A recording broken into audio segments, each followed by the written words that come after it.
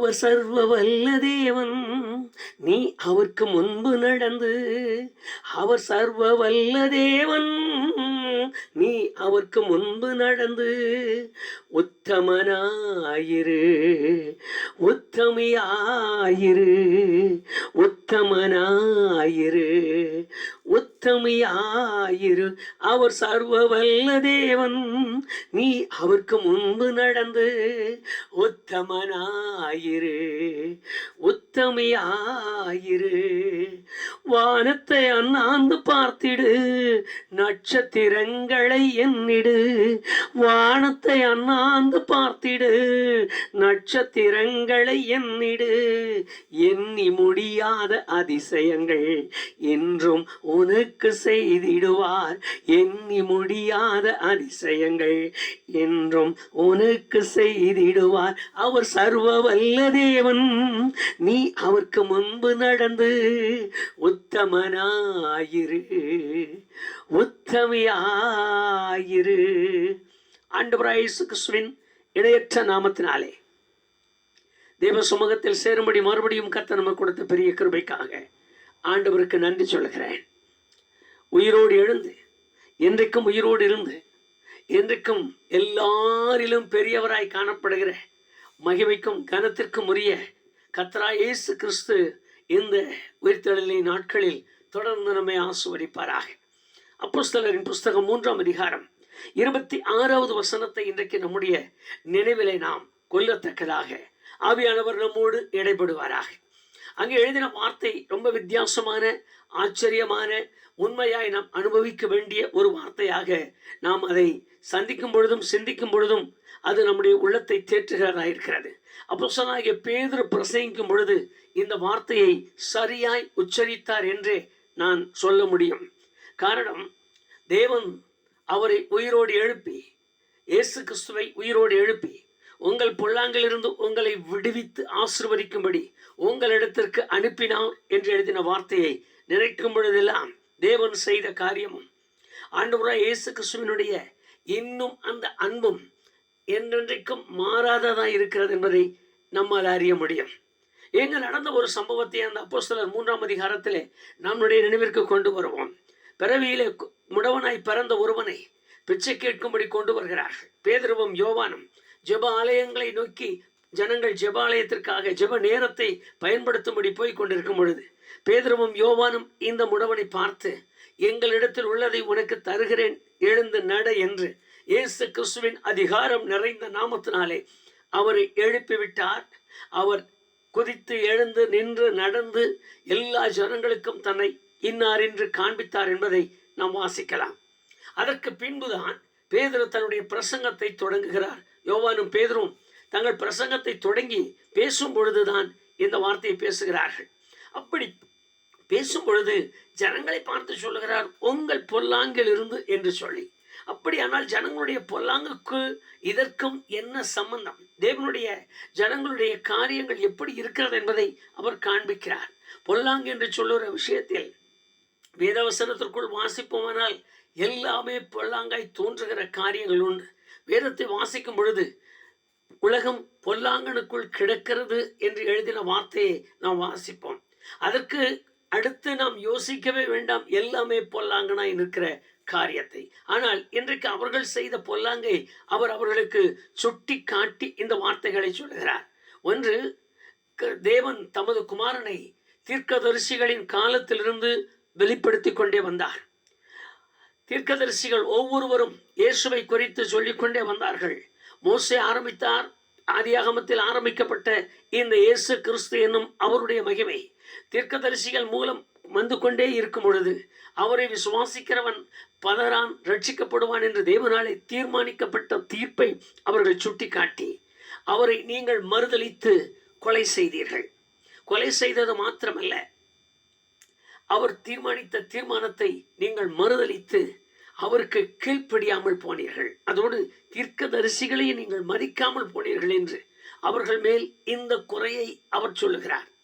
இந்த குறையை அவர்கள் கேட்ட மாத்திரத்தில் ஏதோ புதுமையாய் நிற்கிறதே என்று பார்க்கிறது போல பார்க்கும் பொழுது அவர்களுக்கு ஒரு சரியான உபதேசத்தை சொல்லி, இயேசு கிறிஸ்துவை தேவன் உயிரோடு எழுப்பி முதலாவது உங்களிடத்திற்கு அனுப்பினார், உங்கள் பொல்லாங்கிலிருந்து உங்களை விடுவித்து ஆசீர்வதிக்கும்படியாக என்று சொன்னார்.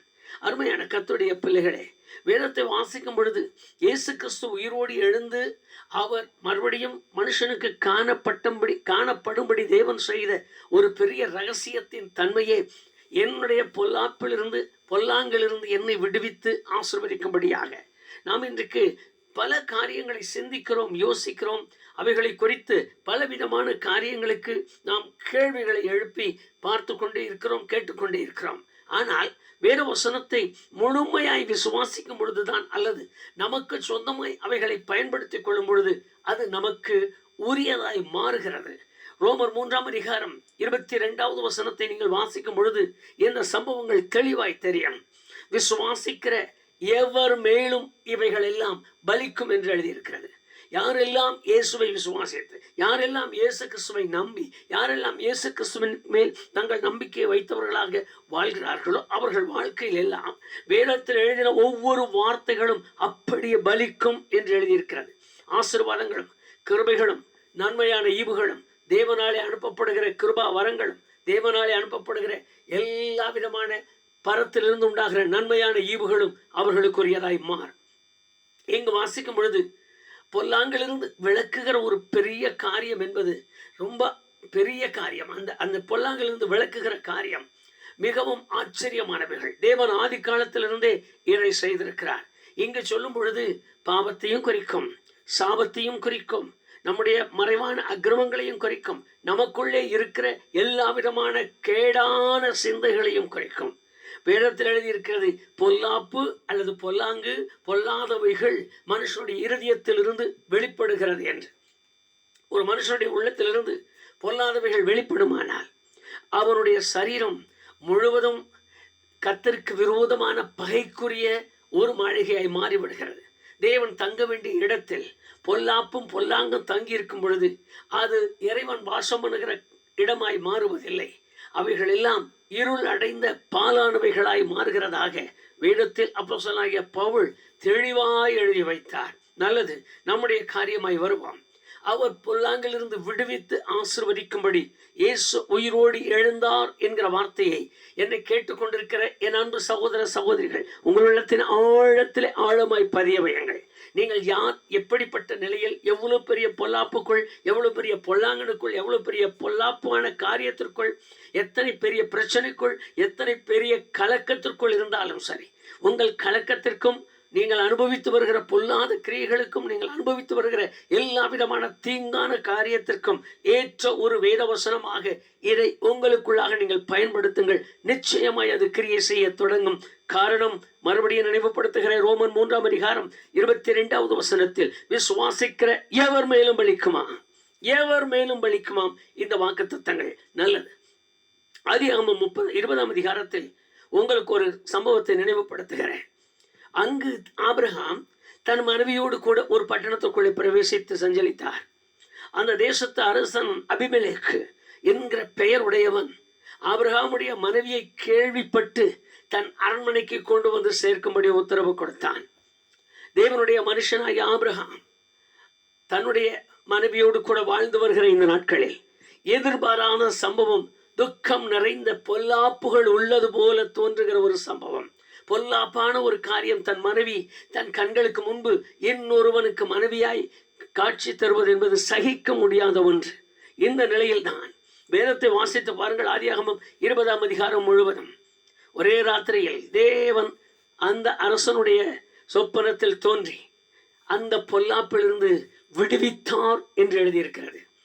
விசுவாசிக்கிற எவர் மேலும் பலிக்கிற ஒரு ஆசீர்வாதத்தை முதலாய் நமக்கு காண்பித்திருக்கிறார். நீங்கள் வாசிக்கலாம். ஆதியாகமம் 31 நடந்த இன்னொரு சம்பவத்தை நினைத்து பாருங்கள். யாக்கோபும் லாபானும் ஒருவரை விட்டு ஒருவர் பிரிந்து வருகிற காலம். யாக்கோபு முந்தி போகிறார் தன் சொந்த தேசத்திற்கு, தன் தகப்பன் வீட்டுக்கும். லாபான் அவனை தொடர்ந்து வருகிறார்.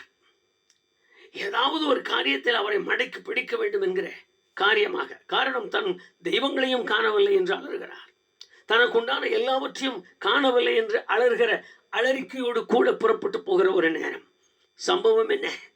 விடிந்தால் என்ன நடக்கிறது என்று தெரியாத ஒரு பரிதாபமான நிலைமையில் யாக்கோபும் யாக்கோபை சேர்ந்தவர்களும் தத்தளிக்கிற மக்களாய் மாறும் பொழுது தேவன் லாபானின் சொப்பனத்திலே தோன்றி பொல்லாப்பு செய்து விடாதே, ஜாக்கிரதை என்று எச்சரித்தார். வேதத்தை வாசித்து பாருங்கள்.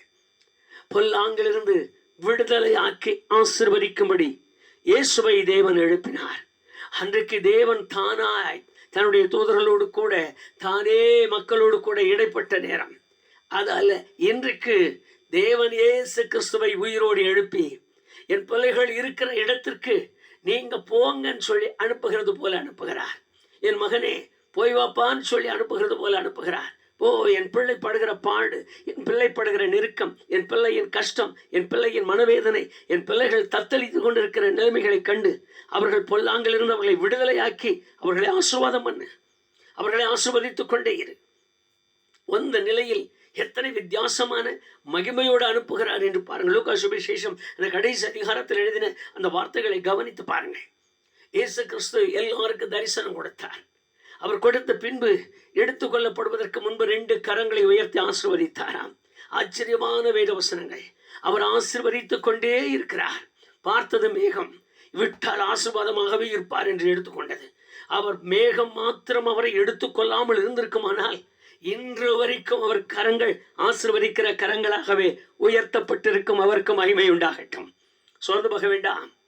விசுவாசிகளுக்கும் விசுவாசத்தில் வளர்த்துகிற பிள்ளைகளுக்கும் விசுவாசத்தில் பழக வேண்டும் என்றால் அது விசுவாசத்தோடு போராட வேண்டும் என்று இருக்கிற அருமையான கர்த்தருடைய பிள்ளைகளுக்கும் நான் உண்மையாய் பகிரங்கமாய் சொல்லுகிறது போல சொல்லுகிறேன். சோர்ந்து போக வேண்டாம்.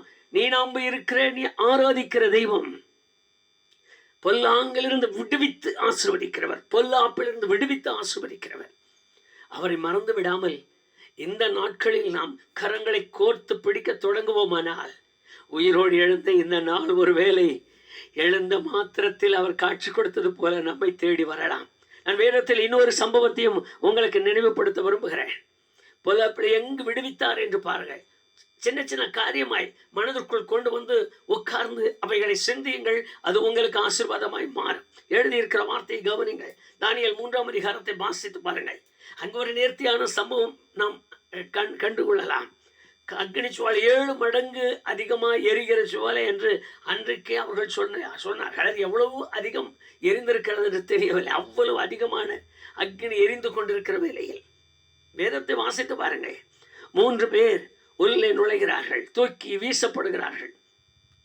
3 பேர் தூக்கி வீசப்படுகிறார்கள், கட்டப்பட்டவர்களாக. கர்த்தருக்கு மகிமை உண்டாகட்டும். வேதம் சொல்லுகிற வார்த்தையை கவனியுங்கள். கட்டவிழ்க்கப்பட்டவர்களாய் அக்னியின் நடுவிலே உலாவினார்களாம். அவன் வெளியே இருந்து பார்க்கிறவனுக்கு ஒரு காட்சி தோன்றுகிறது. 4வது ஆளின் சாயல் தேவனுடைய புத்திரனுக்கு ஒப்பாய் இருக்கிறது என்று. இன்றைக்கு அல்ல, அன்றைக்கு அந்த வேலையை செய்த இயேசு, அன்றைக்கு அந்த வேலையை செய்து காண்பித்தவன், அவனுடைய எல்லா பொல்லாப்பிலிருந்து விடுதலையாக்கி அவர்களை ஆசீர்வதிக்கும்படியாக அக்னிக்குள்ளும் கடந்து போனவர் இன்றைக்கு கல்லறையை விட்டு வெளியே வருவாரானால் எவ்வளவு நேர்த்தியாய் ஆசீர்வதிக்கிறதற்கு காத்திருக்கிறார். வாசித்து பாருங்கள். தானியேல் 6ஆம் அதிகாரத்தில் அடைக்கப்பட்ட கதவுக்குள் பசியோடு கிடக்கிற சிங்கங்களின் நடுவிலே ஒரு தேவ மனுஷன் உள்ளே தூக்கி போடப்படுகிறார். பரிதாபமான நிலையை போல நமக்கு காட்சி அளிக்கிறது. அலறுகிறார் என்று சொல்லுகிறோம், புலம்புகிறார் என்று சொல்லுகிறோம், எண்ணுகிறார் என்று சொல்லுகிறோம். இல்லை, உள்ள போய் உட்கார்ந்தது தான் நடந்த சம்பவம். என்ன? வேதத்தை வாசித்து பாருங்கள். தேவன் தமது தூதனை அனுப்பி அவைகளின் வாய்களை கட்டி போட்டார். நடக்கிற நான் செய்த பொல்லாங்கில் இருந்தும் என்னை விடுவிக்கிறார், எனக்கு வருகிற பொல்லாப்பில் இருந்தும் என்னை விடுவிக்கிறாராம். அவருக்கு மகிமை உண்டாகட்டும். என்னோடு கூட இந்த நேரத்தில் வேத வசனத்தோடு இணைந்திருக்கிற ரட்சிக்கப்பட்ட அபிஷேகம் பண்ணப்பட்ட தேவனுடைய நாமத்தின் மகிமைக்கென்று வாழ அர்ப்பணித்து ஒப்பு கொடுத்த எல்லா கர்த்தருடைய பிள்ளைகளுக்கும் நான் சொல்லுகிற ஒரே ஒரு காரியம், நேரிட போகிற பொல்லாப்பிலிருந்து விளக்குவார். நான் இருக்கிற பொல்லாங்கிலிருந்து என்னை விளக்கி விடுவார்.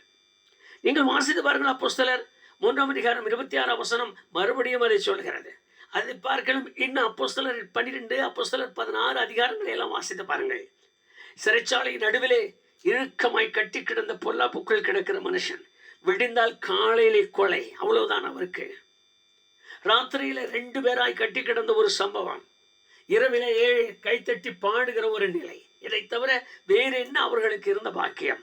ஆனால் வேதம் சொல்லுகிறது, அவர்களை குறித்து தான் இந்த வேதம் எவ்வளவு தெளிவாய் சொல்லுகிறது. நடக்க போகிற பொல்லாப்புக்கு விலைக்கு பாதுகாத்தார். எழுதின வார்த்தையினுடைய மகிமையை பாருங்க. நடக்க போற பொல்லாப்புக்கு விளக்கினார், அவர்களுக்குள் இருந்த பொல்லாங்குக்கும் விளக்கினார். என்னை கேட்டுக்கொண்டிருக்கிறேன் அன்பு சகோதர சகோதரி, உண்மையாய் உங்கள் வாழ்க்கையில் ஒருவேளை இதே சூழ்நிலை இருந்து கொண்டிருக்கலாம். எட்டி வைக்கிற இடமெல்லாம் பொல்லாங்கா இருக்கலாம், அல்லது எட்டி வைக்கிற இடமெல்லாம் பொல்லாப்பு நேரிடுகிறதா இருக்கலாம். செய்ததெல்லாம் பொல்லாங்காய் மாறி இருக்கலாம். செய்த கிரியைகள் எல்லாம் பொல்லாங்காய். நல்லது என்று செய்தேன் ஐயா, ஆதரவாயிருக்கும் என்று செய்தேன், அடைக்கலமாயிருக்கும் என்று செய்தேன், எனக்கு எப்படி ஆகிலும் அது நன்மை உண்டாகும் என்று நான் அதை செய்தேன். ஆனால் எனக்கு பொல்லாங்காய் மாறிவிட்டதே என்று அழுகிற குரலோடு கூடவே உங்கள் நிமிஷங்கள் கழிகிறதா இருக்கலாம். ஐயோ, நான் நன்மை என்று எண்ணினேன், எனக்கு நேர்ந்தது பொல்லாங்கு, பொல்லாப்பு எனக்கு நேரிடப் போகிறது, நான் என்ன செய்யட்டும் என்று கதறுகிற அனுபவம் நிறைந்த உள்ளம் இருக்கலாம். மறுபடியும் சொல்லுகிறேன், சோர்ந்து போகாதே. உயிரோடு எழுந்த இயேசு உங்கள் பொல்லாங்கிலிருந்து உங்களை விடுதலை ஆக்கி ஆசீர்வதிக்கும்படி அவர் உயிரோடு எழுந்தார். ஆகவேதான் எத்தனை தைரியமாக இந்த வேதவசனம் இன்றைக்கு அருமையான தேவ ஜனங்களாலே பிரசங்கிக்கப்படுகிறது, எல்லாராலும் பிரசங்கிக்கப்படுகிறது. ஏனென்றால் பொல்லாப்பிலிருந்து விடுதலையாக்கி காக்கும்படி, பொல்லாங்கிலிருந்து ரட்சிக்கும்படி அவர் உயிரோடு எழுந்து என்னை ஆசீர்வதிக்கும்படி நம்மிடத்தில் வந்திருக்கிறாராம். அந்த வேதவசனத்தை உங்களுக்கு உரிமையாக்குங்கள், அந்த வேதவசனத்தை உங்களுக்கு சொந்தமாக்குங்கள். என்னிடத்தில் வந்து என்னை விடுவித்து ஆசீர்வதியும் என்று மாத்திரம் சொல்லி என்னோடு சேர்ந்து ஜெபியுங்கள். ஒருவேளை தேவ பிரசன்னம் உங்களை ஆட்கொண்டு உங்களுக்கு இருக்கிற சரீர உபாதைகள் வரைக்கும் சுகமாவதற்கு ஏற்ற கிரியைகள் நடக்கலாம். இயேசு கிறிஸ்துவின் நாமத்தினாலே அப்படியாகும். கண்களை மூடி ஜெபிக்கலாம். நல்ல பிதாவே, திரும்பமுடைய முகத்தை பார்க்க தந்த கிருபைக்காக உமக்கு நன்றி சொல்லுகிறோம். வேத வசனத்திலிருந்து அந்த பாகத்தை நாங்கள் வாசித்தோம். அப்போஸ்தலனாகிய பேதுரு எங்களுக்கென்று எழுதினது போல நாங்கள் உணர்கிறோம். பரிசுத்த ஆவியானவர் எங்களுக்கென்று அதை உணர்த்தினது போல நாங்கள் உணர்கிறோம். இயேசு கிறிஸ்துவை உயிரோடு எழுப்பி எங்களிடத்திற்கு அனுப்பி வைத்தேன். என் பொல்லாங்கிலிருந்து, பொல்லாப்பிலிருந்து, எனக்கு நேரிடுகிற பொல்லாப்பிலிருந்தும், எனக்கு முன்பிருந்த பொல்லாங்கிலிருந்தும் என்னை விடுவிக்கும்படியாக, விடுவிக்கிறது மாத்திரமல்ல, விடுவித்து என்னை ஆசீர்வதிக்கும்படியாக உயிரோடு எழுந்த இயேசுவை எங்களிடத்தில் முதலாவது அனுப்பினீர் என்று நாங்கள் நம்புகிறோம். அப்படியானால் என்னோடு கூட உம்முடைய முகத்தை பார்த்து கொண்டிருக்கிற எல்லா கர்த்தருடைய பிள்ளைகளின் வாழ்க்கையிலும் ஆண்டவரே, இன்றைக்கு இயேசு தென்படுவீராக. இயேசு அவர்கள் அருகில் நிற்கிறதை அவர்கள் உணரட்டும். இயேசு அவர்கள் தலைகளில் கைகளை வைத்து ஆசீர்வதிக்கிறதை உணரட்டும். மாத்திரமல்ல, வேதத்தில் எழுதியிருக்கிறது போல ரோமர் 3:22 விசுவாசிக்கிற எவர்கள் மேலும் பலிக்கும் என்று எழுதின அந்த வார்த்தையின்படியே உம்மை விசுவாசத்தோடு பின்பற்றி, விசுவாசத்தோடு கூட அண்ணாந்து பார்த்த ஆண்டவர் என்று கூப்பிடுகிற யாரானாலும், அவர்களுக்கு என்ன வியாதியான பொல்லாங்கானாலும், ஆண்டவரே, அவர்களோடு கூட போராடுகிற சூனியம், அதிகாரங்கள், வல்லமைகள், பிசாசின் அந்தரங்க கிரியைகள் எதுவானாலும் இயேசு கிறிஸ்துவின் நாமத்தினாலே இன்றைக்கு அவர்களை நீர் விடுவித்தரணும். உம்முடைய நாமம் மகிமைப்படும்படி அவர்களை விடுவித்தரணும். உம்முடைய நாமம் மகிமைப்படும்படி அவர்களை முற்றிலுமாய் விடுவித்தரணும். மறுபடியும் அந்த பொல்லாப்பு, மறுபடியும் அந்த பொல்லாங்க அவர்களை தொடாதபடிக்கு மாத்திரமல்ல, ஆசீர்வதிக்கவே ஆசீர்வதியும், ஆசீர்வதிக்கவே ஆசீர்வதியும், ஆசீர்வதிக்கவே ஆசீர்வதியும். உம்முடைய ஆசீர்வாதம் அவர்களை இரவு பகலாய் காக்கட்டும். இந்த ஆசீர்வாதத்தினாலே அவர்கள் நிறைந்தவர்களாய் நின்று அவர்கள் வாழ அவர்களை பக்குவப்படுத்தும், பலப்படுத்தும்.